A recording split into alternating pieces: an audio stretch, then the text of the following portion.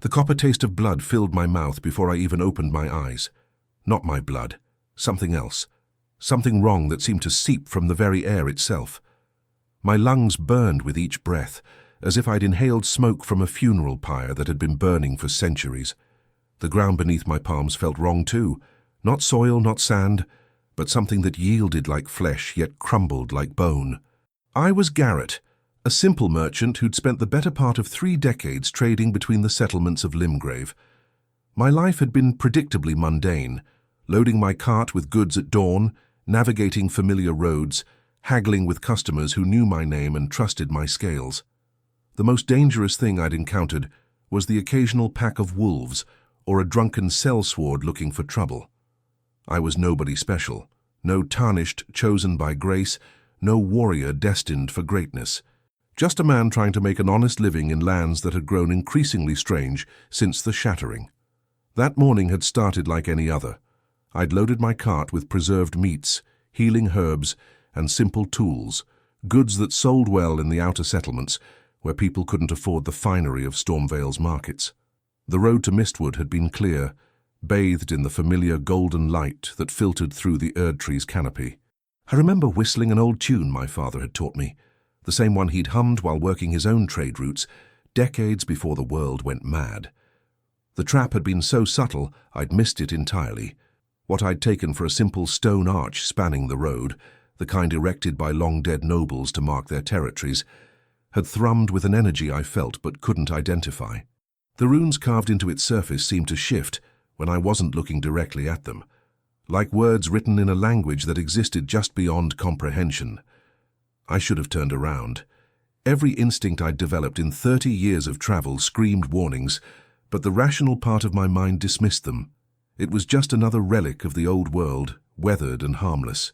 Merchants who jumped at every shadow didn't last long in this business. The moment my cart's wheels crossed beneath the arch, reality twisted. The sensation was indescribable, like being turned inside out while falling upward into a sky that suddenly wasn't there. My last coherent thought before the world dissolved was surprise at how quiet everything had become. No birdsong, no wind through the trees, no creaking of my cart's wheels, just silence that felt alive and hungry. Now I lay face down in dirt that reeked of decay and worse things. The air itself seemed thick with malevolence, pressing against my skin like oil. When I finally forced my eyes open, the world that greeted me was painted in shades of rust and ruin. The sky hung low and oppressive, a sickly orange-red that reminded me of infected wounds. No sun was visible, yet the landscape was bathed in that hellish light that seemed to emanate from the very ground. In the distance, twisted trees reached toward the heavens like gnarled fingers, their bark blackened and weeping substances I didn't want to identify. The grass beneath me wasn't green, but a diseased amber, brittle and sharp against my palms. This wasn't Limgrave. This wasn't anywhere I'd ever seen or heard described in any merchant's tale. The very air tasted of sickness and death, carrying with it a sweet, cloying scent that made my stomach lurch. Every breath felt like swallowing poison, yet I had no choice but to keep breathing. I pushed myself to my knees, my merchant's practical clothing already stained with the reddish dust that seemed to coat everything.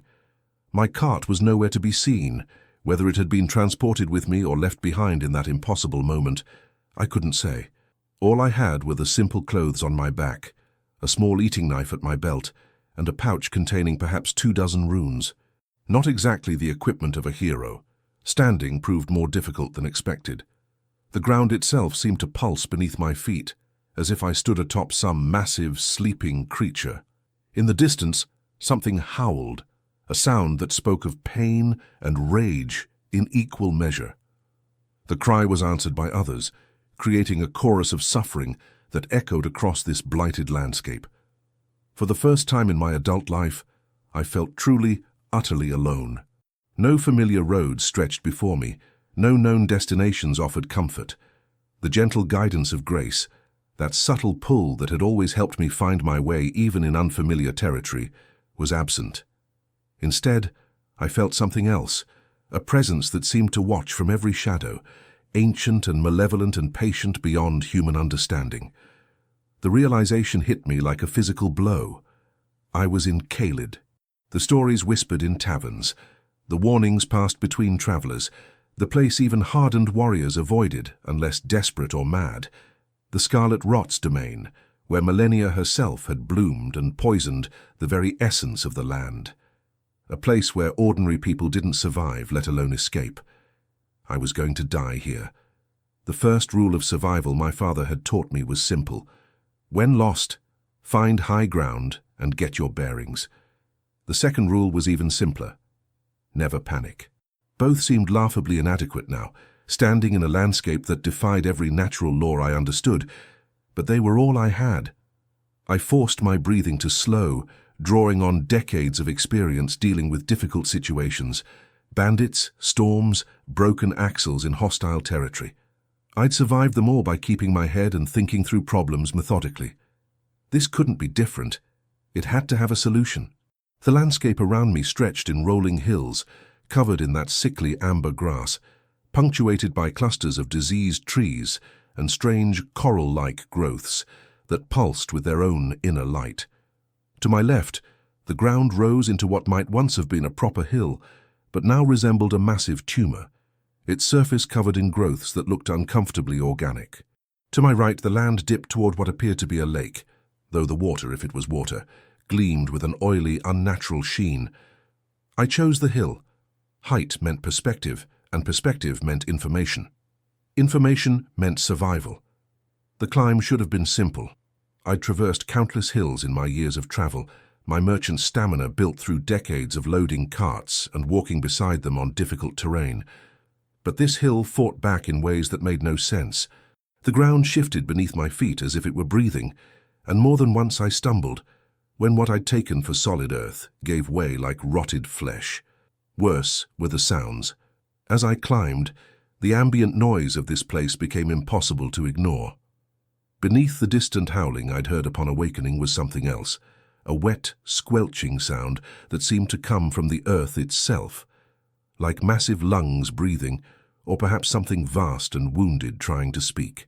The rhythm was almost hypnotic, and I found myself timing my steps to match it before catching myself and deliberately breaking the pattern. Halfway up the slope, I encountered my first clear sign that this wasn't simply another blighted region like those I'd seen in the aftermath of various conflicts. Growing from what had once been a proper road was a structure that hurt to look at directly. At first glance, it appeared to be a waystone, the kind erected to mark important locations throughout the lands between. But the runes carved into its surface moved when observed, shifting and writhing like living things. The stone itself seemed to breathe, expanding and contracting in that same rhythm I'd noticed in the ground. More disturbing still was what surrounded the waystone. Scattered in a rough circle were objects that had clearly been dropped by previous travelers, rusted weapons, torn clothing, and small personal effects that spoke of lives cut short. But these weren't the remains of a battle or bandit attack. They were too carefully arranged, too deliberate. Someone or something had placed them there with intention. I approached cautiously, my merchant's eye cataloguing what I saw. A child's wooden toy carved in the shape of a horse. A woman's copper bracelet, green with age. A leather-bound journal, its pages swollen with moisture and covered in a script I couldn't read, though the letters seemed to squirm away from my gaze when I tried to focus on them. The bracelet drew my attention. Despite the verdigris, I could make out an inscription on the inner surface, "To my beloved Mira, may grace guide you home." It was the kind of sentiment I'd seen countless times in my travels, the small tokens of love that people carried, to remind them of what waited at journey's end. I reached for it without thinking, some instinct telling me that understanding these artifacts might provide clues about this place. The moment my fingers brushed the corroded metal, pain lanced through my skull like a nail driven directly into my brain. For an instant that lasted forever. I wasn't Garrett the merchant anymore. I was Mira, young and desperate, fleeing some nameless horror with nothing but the clothes on my back and the bracelet her husband had given her on their wedding day. I felt her terror as the familiar roads twisted into nightmare, her confusion as grace abandoned her, leaving her lost in a landscape that fed on suffering itself. I experienced her final moments, not death exactly, but something worse. A transformation that stripped away everything human while leaving consciousness intact, trapped forever in flesh that was no longer her own. The vision ended abruptly, leaving me gasping on my hands and knees beside the waystone. The bracelet lay where I'd dropped it, looking innocent enough now, but I could still feel the echo of Mira's agony resonating in my bones. Whatever had happened to her, whatever was happening to this entire region, it wasn't natural. This wasn't simply war or disease or the usual horrors that plagued the lands between since the shattering. This was something actively malevolent, something that fed on human suffering and grew stronger with each person it claimed. I forced myself back to my feet, careful not to touch any of the other artifacts. Whatever information they might contain wasn't worth experiencing another death. The waystone continued its subtle breathing, and I noticed now that the runes carved into its surface weren't random. They formed a pattern, repeating symbols that hurt to follow but seemed to spell out a single word in an ancient script. Bloom. The word meant nothing to me, but it filled me with inexplicable dread. I hurried past the waystone, climbing toward the hill's summit with renewed urgency. Behind me I could have sworn I heard something that might have been laughter, high and musical and utterly without humor. The view from the hilltop should have provided the clarity I sought. Instead, it only deepened the mystery of where I was and how I might escape. The landscape spread before me like a fever dream, painted in those same sickly reds and oranges that seemed to emanate from within rather than reflect any external light source. Rivers that ran the color of rust wound between hills that pulsed with veins of luminescent corruption. In the distance, structures that might once have been castles or towns rose like cancerous growths, their architecture twisted into forms that suggested madness in their very builders. But it was the sky that truly terrified me. What I'd taken for clouds were revealed from this height to be something else entirely. Vast organic shapes that drifted overhead like jellyfish in an ocean of poisoned air. They trailed tendrils that brushed the earth below, and wherever those appendages touched, the corruption seemed to spread and intensify. Most disturbing of all was the realization that grace, that subtle guidance that had always helped me navigate even unfamiliar territory, wasn't simply absent here. It was being actively blocked. I could feel it trying to reach me, like a voice calling from a great distance, but something in this place interfered with that divine connection, the same something that had twisted the Waystone's runes and transformed Mira into whatever she'd become. As I stood on that hill, surrounded by a landscape that seemed designed to break human minds, I finally understood the true horror of my situation. I wasn't just lost in hostile territory. I was trapped in a place where the very concept of divine guidance, the foundation upon which all civilization in the lands between was built, had been perverted into something monstrous. The scarlet rot wasn't just a disease. It was a form of consciousness, ancient and alien and utterly opposed to everything human. And now somehow I was going to have to find a way to survive in its domain long enough to escape, if escape was even possible anymore. From my vantage point on the corrupted hill, I could see what might have been a road winding through the diseased landscape toward the distant ruins. It was my only hope. Roads led somewhere, and somewhere had to be better than the festering wilderness that surrounded me. The decision to descend felt like stepping off a cliff, but staying put would mean certain death when night fell, and whatever horrors called this place home emerged from their daylight slumber. The descent proved far more treacherous than the climb. What had looked like solid ground from above revealed itself to be a maze of hidden sinkholes and patches of earth so corrupted they had taken on the consistency of wet clay. More than once, I found myself knee-deep in muck that smelled of gangrene and worse things, struggling to pull my boots free before something in the depths decided to investigate the disturbance. It was during one such struggle that I first heard the wing beats. The sound came from above, massive, labored flapping that sent vibrations through the toxic air. I looked up to see something that my mind initially refused to process. It was a crow, but a crow the size of a cart horse, its feathers the color of dried blood, and its beak gleaming like polished obsidian. But it was the eyes that truly horrified me. Not the simple black orbs of a normal bird, but clusters of smaller eyes arranged in patterns that hurt to follow, each one tracking my movement with predatory intelligence. The creature circled overhead, riding thermals that carried the stench of decay. I remained motionless, some primal instinct warning me that running would trigger an immediate attack. For long minutes we remained locked in that tableau, predator and prey, each waiting for the other to make the first move.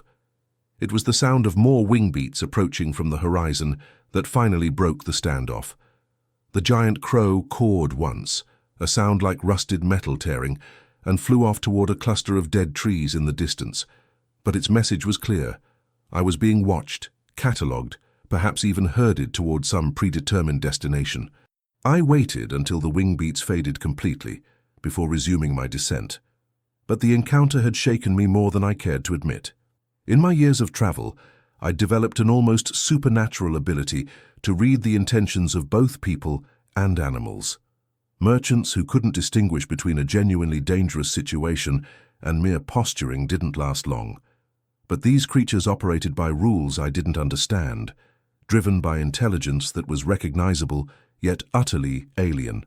The road, when I finally reached it, proved to be another monument to this place's corrupted nature. What should have been simple cobblestone was instead composed of materials I couldn't identify, surfaces that looked like bone but felt like metal, joints sealed with substances that gleamed wetly in the diseased light. The road itself seemed to pulse with that same rhythm I'd noticed in the earth, as if it were less a construction than an organism. Following it felt like walking down the throat of some massive beast. The landscape through which the road wound grew progressively more nightmarish as I traveled. What had appeared from the hilltop to be merely blighted terrain revealed itself up close to be something far worse. The trees weren't simply dead, they were actively dying, their bark split to reveal interior structures that resembled muscle and sinew more than wood. From these wounds seeped a luminescent fluid that pooled in small lakes and streams, creating an entire ecosystem of corruption. Most disturbing were the flowers. Scattered throughout this hellscape were blooms of impossible beauty, petals that shifted through spectrums of red and orange and gold, releasing fragrances so intoxicating they made my head spin. Every instinct screamed warnings about touching them, but their beauty was genuinely hypnotic. I found myself stopping frequently to stare, losing track of time until some distant sound would snap me back to awareness. It was beside one such cluster of flowers that I found the first body. She had been a warrior once. That much was clear from the remnants of her armor and the sword still clutched in her skeletal fingers. But the corruption had transformed her into something that challenged my understanding of life and death. Her flesh hadn't simply decayed. It had been replaced by growths that resembled the same coral-like structures I'd seen throughout the landscape. These growths pulsed with their own internal light, creating patterns that almost looked like breathing. Most horrible of all, her eyes were still intact, still aware. They tracked my movement as I approached, filled with an intelligence that begged for release from whatever hell her existence had become. When I knelt beside her, she tried to speak, but only produced a sound like wind through broken reeds. I wanted to help her, to end whatever agony she was experiencing, but something held me back. Perhaps it was cowardice, or perhaps some deeper wisdom that recognized the futility of such mercy. Looking closer, I could see that the coral growths weren't parasitic. They were her now, as much a part of her being as her bones or what remained of her blood. Killing the corruption would mean killing whatever vestige of humanity still survived within. Instead, I did the only thing I could do. I took her sword. The weapon was surprisingly well preserved despite the state of its wielder, the metal showing only minor signs of corrosion. More importantly, it was steel, real honest steel that sang faintly when I drew it from its scabbard. After spending hours in this place where nothing was quite what it appeared to be, holding something solid and familiar felt like grasping a lifeline. The corrupted warrior's eyes followed me as I rose and continued down the road, and I could have sworn I saw gratitude in that gaze. Perhaps she understood that her weapon might help another avoid her fate, or perhaps she simply welcomed any interaction with something that still retained its humanity. I tried not to think about what that distinction might mean for my own future. The road led deeper into Caelid's heart, winding between hills that grew increasingly organic in appearance. By midday, though the diseased sky made it difficult to judge time accurately, I began to encounter structures that had clearly been built by human hands, even if they'd been corrupted beyond easy recognition. Bridges spanned ravines filled with that luminescent fluid, their stonework twisted into forms that seemed to writhe when viewed peripherally. Watchtowers rose from strategic positions, but their windows wept substances that hardened into crystalline formations before dissolving back into liquid. Most disturbing were the settlements, or what had once been settlements. The first village I encountered had perhaps 20 buildings, their architecture suggesting they'd been constructed sometime after the shattering by people seeking to rebuild in the aftermath of that great catastrophe. But the corruption had transformed them into something that violated every principle of human habitation. Walls breathed, roofs pulsed with veins of diseased light, and doorways had grown closed, sealed with membranes that looked disturbingly biological. From within these sealed structures came sounds that might have been voices, muffled, wordless cries that spoke of suffering beyond description. I approached one building cautiously, drawn by what sounded almost like singing, and pressed my ear to the membrane that had grown across its entrance. The sound was unmistakably human, a woman's voice raised in what might have been a lullaby, though the melody was wrong in ways I couldn't articulate. The notes bent and twisted, creating harmonies that shouldn't exist, and rhythms that seemed to bypass the ears entirely and resonate directly in the bones.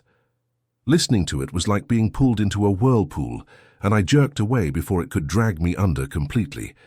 But in that brief moment of contact, I'd felt something else, recognition. The voice was singing about home, about family, about all the normal human things that this place had perverted beyond recognition. Whatever the woman inside had become, some part of her still remembered what she'd lost.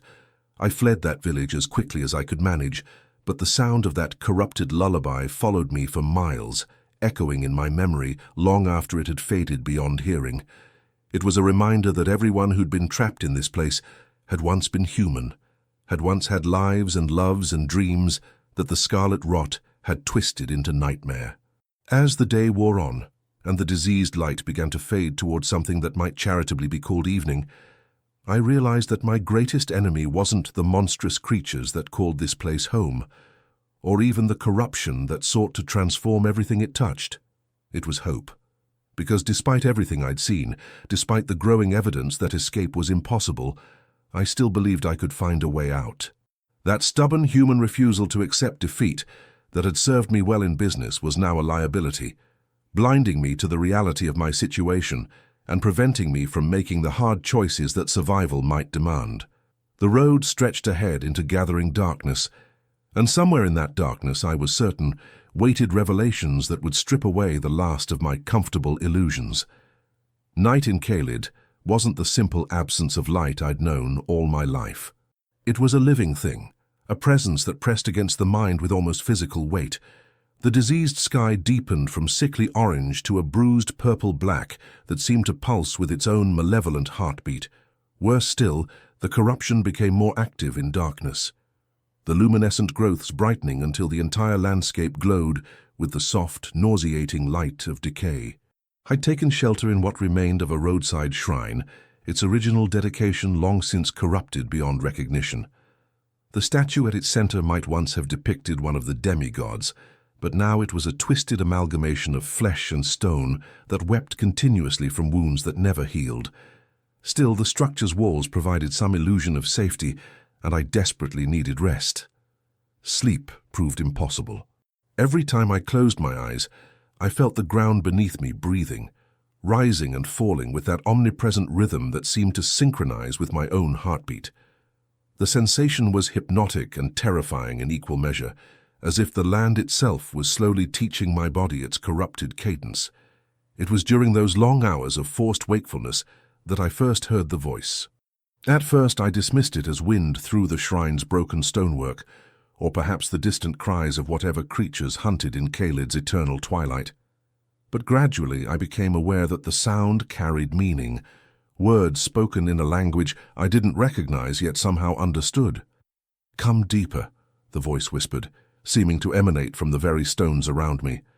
"Come and see the truth of beauty. Come and understand the gift." The voice was female, melodious beyond description, carrying harmonics that resonated in places deeper than hearing.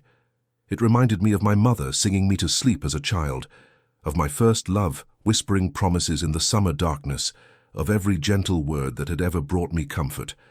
The longing it stirred was almost overwhelming. I pressed my hands to my ears, but the voice continued unimpeded. It wasn't entering through my ears at all, but speaking directly to something deeper, the part of consciousness that existed beyond the physical. Fighting it was like trying to stop my own thoughts. "You feel it already," the voice continued, and I realized with horror that it was right. The change beginning, the old flesh becoming something greater. Why do you resist such transcendence? I looked down at my hands in the sickly light and saw what I'd been trying to ignore for hours. My skin had taken on a subtle luminescence, faint veins of that same corrupt glow beginning to trace patterns beneath the surface. Where I'd knelt in the corrupted muck during my descent, small lesions had formed, not wounds exactly, but openings through which something else was beginning to emerge. The scarlet rot wasn't simply a disease to be caught or avoided. It was an invitation, extended to every living thing that entered its domain. And I'd been breathing its spores, absorbing its essence since the moment I'd awakened in this nightmare landscape. "You understand now," the voice said, carrying what might have been approval. "The fear you feel isn't of death, but of birth. You cling to a form that was always temporary, always flawed. I offer permanence. I offer perfection through decay." I stumbled from the shrine, driven by panic and a desperate need to escape that seductive whisper. But the voice followed me, growing stronger rather than weaker as I fled down the corrupted road. It seemed to emanate from everywhere at once, the breathing stones, the luminescent pools, the very air itself. "Do you know who I am?" it asked, and suddenly I did. The knowledge came not through reason but through a terrible certainty that bypassed all rational thought. This wasn't some lesser spirit of corruption or minor demon of disease. This was Malenia herself, the blade of Miquella, the goddess who had bloomed in this very land and poisoned it with her divine essence. But she wasn't speaking from some distant throne or celestial realm. She was here, in this place, in every spore and every drop of luminescent decay. Caelid wasn't simply her domain, it was her body, her consciousness made manifest in landscape and atmosphere. I'd been walking through her thoughts, breathing her dreams, slowly being digested by her divine will. "I'll begin to comprehend," her voice continued, carrying notes of something that might have been affection. "This land is me, and I am this land. Every step you've taken has been deeper into my embrace. Every breath has brought you closer to the truth, that flesh is merely the beginning of existence, not its end." The road ahead of me began to change as I ran, the corrupted stonework flowing like liquid to create new patterns, new paths. I was being guided, herded towards some specific destination, with the gentle inevitability of a river guiding a leaf toward the sea. Fighting the current was possible, but ultimately futile. The destination, when it finally revealed itself, was a crater that hadn't been visible from the hilltop where I'd first surveyed this domain. It was massive, perhaps a mile across, and filled with what I initially took to be water. But as I approached the rim, I realized the lake was composed entirely of that luminescent fluid I'd seen seeping from the corrupted trees, concentrated here into a pool of liquid light that pulsed with patterns too complex for human eyes to fully process. At the center of the lake, rising from its depths like some impossible flower, was a structure that defied every principle of architecture I understood. It was organic and crystalline simultaneously, growing from the lake's depths in spirals that seemed to exist in more dimensions than the three I could perceive. Its surface was covered in what might have been scales, or perhaps petals, each one inscribed with runes that shifted and changed as I watched. "My cathedral," Malenia's voice whispered, carrying pride and terrible love in equal measure, built not of stone and mortar, but of transformation itself. Here is where pilgrims come to shed their limited forms and join me in eternal becoming. Around the lake's shore I could see them, the pilgrims she spoke of. They had once been human, but the corruption had transformed them into something between plant and animal, their forms reaching toward the cathedral with expressions of rapture on faces that were no longer entirely faces. Some appeared to be praying, though their mouths had been replaced by flowering growths that released spores with each exhalation. These weren't victims, I realized with dawning horror. They were volunteers, people who had sought out this place, who had willingly submitted to transformation because they believed it offered something greater than mere humanity. You see the truth now, Malenia continued. Death is not the opposite of life. Stagnation is. I offer eternal growth, eternal change, eternal becoming. Your old form was a prison. I am the key. The corruption in my own flesh pulsed in response to her words, and I felt something fundamental shift within my chest. Not pain exactly, but a sensation of expansion, as if my lungs were learning to process entirely new forms of atmosphere. The air that had burned my throat upon awakening now tasted sweet, nourishing, essential. I was changing, had been changing since the moment I'd arrived. The transformation wasn't something being done to me, it was something I was participating in, my own cells eagerly embracing the gift of transcendence. Why fight what you desire? Malenia asked, and the terrible truth was that part of me didn't want to fight anymore.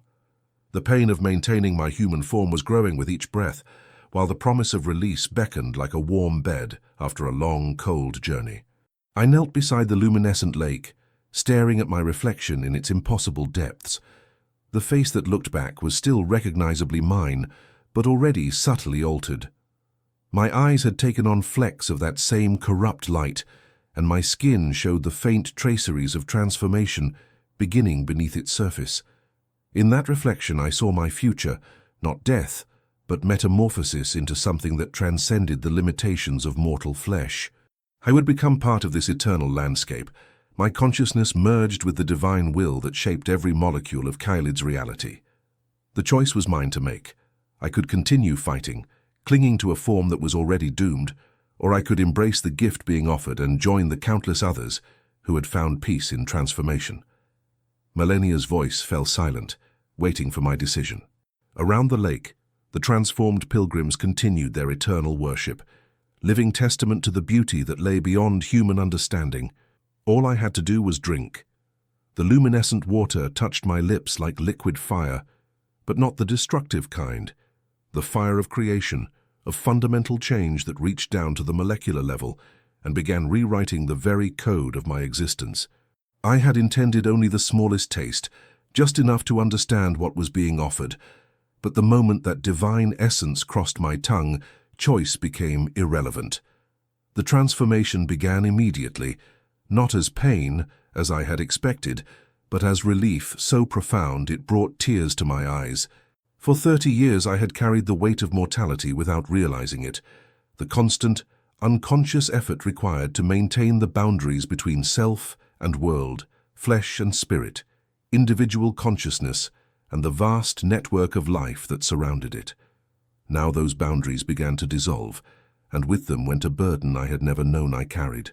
Yes, Malenia's voice whispered through the water, through my changing blood, through the very air around the crater. Feel the prison doors opening. Feel the narrow corridors of singular existence expanding into infinite possibility. My hands, still cupped around the luminescent water, were the first to show the change. The skin became translucent, revealing networks of light that pulsed with the same rhythm as the lake itself. But this wasn't decay or corruption as I had feared. It was elevation. Each cell was becoming something more complex, more capable, more alive than what had existed before. The sword I had taken from the corrupted warrior fell from nerveless fingers as my grip transformed. My hands were becoming more than hands, organs of sensation that could feel the emotional resonance of objects, the history embedded in stone and steel, the dreams of long-dead craftsmen who had shaped tools with love and pride.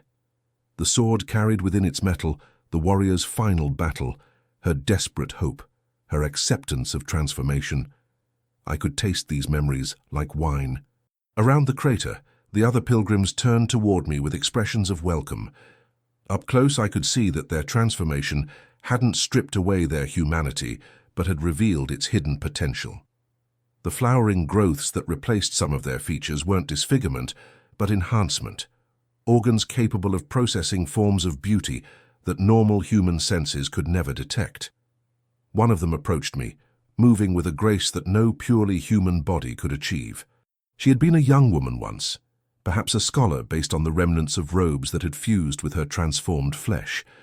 Where her eyes had been, delicate fronds now swayed, reading the emotional currents in the air like a tree reading sunlight.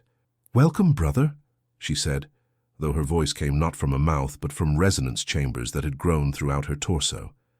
The sound was like music, carrying harmonies that normal speech could never achieve. "Welcome to the becoming," I tried to respond, but found that my own vocal cords had begun their transformation. The words that emerged were layered with meanings I hadn't intended, emotions and concepts that human language couldn't normally carry.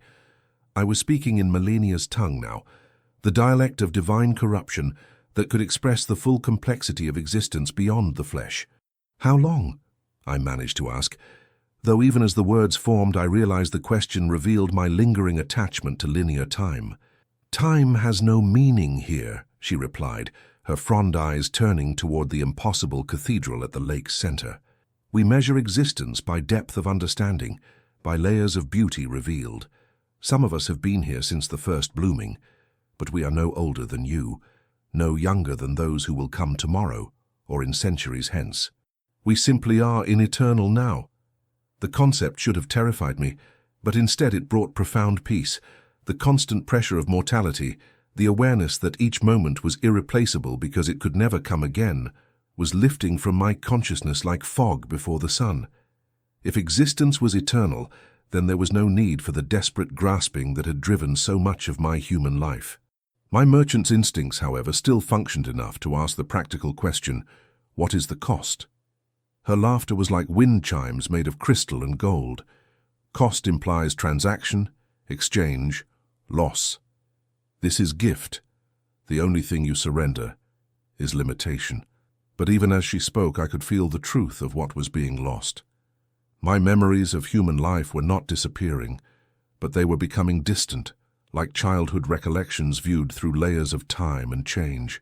The faces of people I had loved, the satisfaction of successful trades, the simple pleasure of a good meal at the end of a long day, all of it was fading into something that felt more like stories I had once been told, rather than experiences I had lived. "You mourn what you are leaving behind," the transformed scholar said, her voice carrying perfect understanding. "This is natural. The caterpillar, too, might mourn its crawling if it could comprehend what flight truly means." The analogy was apt, but it also revealed the fundamental horror of what was happening. I was not becoming a better version of myself. I was becoming something else entirely, something that might retain fragments of Garrett the merchant, but would be no more continuous with him than a butterfly was with its larval form. Yet the physical changes continued to bring ecstasy rather than anguish. My skin had become fully translucent now, revealing the intricate network of light that was replacing my circulatory system. Where blood had once flowed, now pure essence moved, the distilled consciousness of the goddess herself, linking me to every other transformed being in this domain. Through this connection, I could feel them all, thousands of pilgrims who had made the same journey, each contributing their unique perspective to the vast symphony of Malenia's distributed consciousness. A farmer who had brought understanding of growth and seasons, a warrior who had contributed knowledge of conflict and resolution, a mother who had added the deep wellspring of protective love, and they could feel me as well. My merchant's understanding of value and exchange, of the networks of trust and mutual benefit that held communities together, was being absorbed into the collective. Not stolen, but shared, becoming part of a gestalt intelligence that was far greater than the sum of its individual components. "You see now," Malenia's voice said, though it came from everywhere at once, from the other pilgrims, from the crystal cathedral, from my own transformed throat. "Individuality is not destroyed here, but fulfilled. You are becoming more yourself than you ever were in isolation." The truth of this was undeniable. The core of what made me Garrett, my curiosity, my pragmatism, my deep appreciation for the connections between people, was being amplified rather than erased. But it was being amplified beyond anything recognizably human. I stood at the water's edge, feeling the last of my purely mortal flesh being replaced by something transcendent. The transformation was nearly complete now, and with it came abilities that my human mind could barely process. I could feel the emotional resonance of every object for miles around, could sense the dreams and memories embedded in the landscape itself, could perceive the vast web of connections that linked all living things. But I could also feel the weight of eternity pressing down on this new consciousness. The pilgrims around the crater were not suffering, but neither were they truly alive in any sense I recognized. They existed in a state of perfect, unchanging becoming, eternal transformation that never actually arrived at any destination. This was the real cost, I realized, not the loss of my human form, but the loss of the one thing that had made human existence meaningful, the possibility of genuine change, of growth that led somewhere new rather than simply spiraling deeper into predetermined patterns. Malenia's consciousness pressed against mine. Vast and ancient and utterly convinced of her own benevolence, she offered transcendence, beauty beyond imagining, eternal existence free from the limitations of mortal flesh. What she could not offer was the one thing that had made my human life worth living, the freedom to become something unexpected, something that even divine wisdom could not anticipate. The choice was no longer whether to accept transformation that had been made when I first tasted the luminescent water. The choice now was what to do with the divine awareness that was flooding through my changing mind. I could surrender to it completely, becoming another perfect note in Malenia's eternal symphony. Or I could try to retain something essentially human at my core, not the flesh which was already lost, but the stubborn, irrational refusal to accept that any fate, no matter how beautiful, was inevitable. The decision would determine not just my own future, but perhaps the nature of transformation itself. For in all her divine wisdom, Malenia had never encountered a pilgrim who chose to become something she had not anticipated. The cathedral at the lake's center pulsed with expectant light, waiting to welcome its newest worshipper. The moment of choice crystallized like frost forming on a window, sudden, inevitable, and beautiful in its clarity. Standing at the edge of complete transformation, with Malenia's divine consciousness pressing against my own, like a tide against a seawall, I made a decision that surprised even myself. I chose to remember the taste of copper in my mouth. It was such a small thing, that first sensation upon awakening in Caelid, the metallic tang of blood that wasn't my own, the way it had filled my senses before I even understood where I was or what was happening to me. But in that memory lay something essential, the recognition that I had been afraid, confused, utterly human in my vulnerability. It was a moment of pure mortality, unadorned by divine purpose or cosmic significance. I held onto it fiercely as the transformation completed itself around me. My body had become something that transcended flesh without abandoning it entirely. The luminescent networks beneath my translucent skin pulsed with divine essence, connecting me to every other consciousness in Malenia's domain. Yet that small kernel of copper-tasting terror remained stubbornly, irrationally my own. It was like a grain of sand around which everything else had to orient itself. Curious, Malenia's voice murmured through the collective consciousness, carrying notes of genuine puzzlement. You accept the gift, yet resist its completion. You seek to carry mortality into immortality. Not mortality, I replied, surprised by the layered harmonics of my transformed voice. Humanity, the part that makes mistakes, that chooses poorly, that grows in directions even divine wisdom cannot predict. Around the crater, the other pilgrims turned their attention toward me with expressions that ranged from confusion to something that might have been envy. They had surrendered themselves completely to transcendence, becoming perfect instruments of Malenia's will. But perfection, I was beginning to understand, was its own form of death. The transformed scholar who had welcomed me approached again, her frond eyes swaying as they read the emotional currents surrounding our exchange. "Are you caught suffering?" she said, though her tone carried curiosity rather than judgment. Why preserve the capacity for pain when peace is offered freely?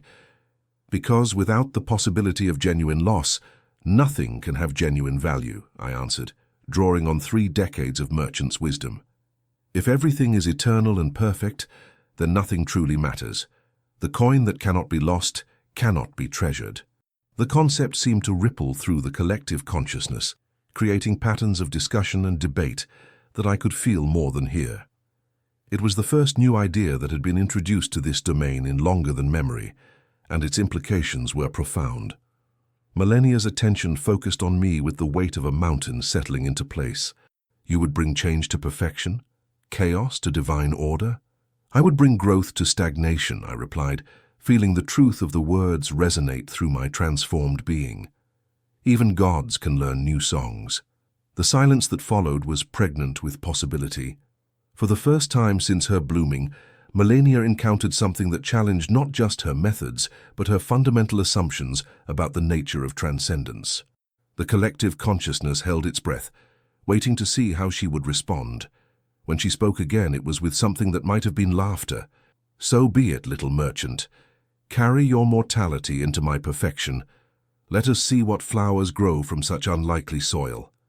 The permission was given, but with it came responsibility. I was no longer simply another pilgrim who had found peace in transformation. I had become something unprecedented, a bridge between the human and the divine that preserved the essential unpredictability of both. The other pilgrims began to change as well, not in their physical forms, but in their awareness. The grain of preserved humanity I carried seemed to be contagious, spreading through the network of shared consciousness like ripples across still water. They began to remember things they had forgotten in their surrender to perfection, the taste of their first love's kiss, the pride of a difficult task completed, the simple joy of watching sunrise paint the sky in impossible colors. Not all of them welcomed these returning memories. Some had sought transformation specifically to escape the pain of mortal existence, and the return of emotional complexity was deeply unwelcome. But others embraced it with the fervor of the lost finding home, their perfect forms beginning to develop the tiny flaws and asymmetries that marked them as individuals rather than copies of a divine template. "What have you done?" the scholar asked, her voice carrying wonder and terror in equal measure. "I've reminded us that we chose this," I replied, "that we were people before we became pilgrims, with stories and dreams and fears that mattered not because they were perfect, but because they were ours." The cathedral at the lake's center began to change as well, its crystalline perfection developing subtle irregularities that made it somehow more beautiful rather than less. It was still divine, still transcendent, but now it carried the mark of human touch, the recognition that even gods needed stories to tell about themselves. Millennia's presence withdrew slightly, not in rejection but in contemplation. For eons she had offered transformation as an escape from the limitations of mortal existence. Now I had shown her that those very limitations were what gave life its meaning, its capacity for surprise and growth and genuine beauty. "You have given me a gift, little merchant," she said finally. "Not the surrender I expected, but something far more precious, the possibility of becoming something I had not anticipated." The landscape around the crater began to shift subtly. The diseased light took on warmer tones, the corrupted growths developed patterns that spoke of choice rather than compulsion. Caelid was still a place of transformation, still dangerous beyond imagination, but it was no longer a realm of perfect, changeless transcendence. It had become something more interesting, a place where divinity and humanity could learn from each other. I walked to the water's edge one last time, looking down at my reflection in the luminescent depths. The face that looked back was still recognizably mine, but transformed beyond any hope of returning to purely human existence. Yet it was also unmistakably individual, marked by the experiences and choices that had brought me to this moment. The copper taste was still there in my memory, as vivid as the moment I had first awakened in this impossible land. It served as an anchor, a reminder that no matter how far transcendence might carry me, I would always remember what it felt like to be afraid, confused, and entirely, beautifully human. Around me, the other pilgrims were learning to be individuals again, their perfect forms developing the unique irregularities that marked them as people rather than instruments. Some would struggle with this return to complexity, but others would find in it a joy they had thought lost forever. Caelid stretched away from the crater in all directions, still vast and dangerous and alien, but no longer merely hostile. It had become a place of possibility, where transformation could lead to genuine growth rather than simply another form of death. I was home now in the strangest sense imaginable. Not the home of my birth or my human years, but the home of my choosing. A place where the divine and mortal aspects of existence could coexist in productive tension, each challenging the other to become something new. The taste of copper in my mouth had become the taste of freedom itself, bitter, metallic, and absolutely essential. And in the distance, beyond the hills of living coral and the forests of transformed flesh, I could have sworn I heard the sound of new pilgrims approaching, drawn by stories of a place where transformation did not require the surrender of the self. They would be welcomed here in this domain where perfection had learned to value its own imperfections.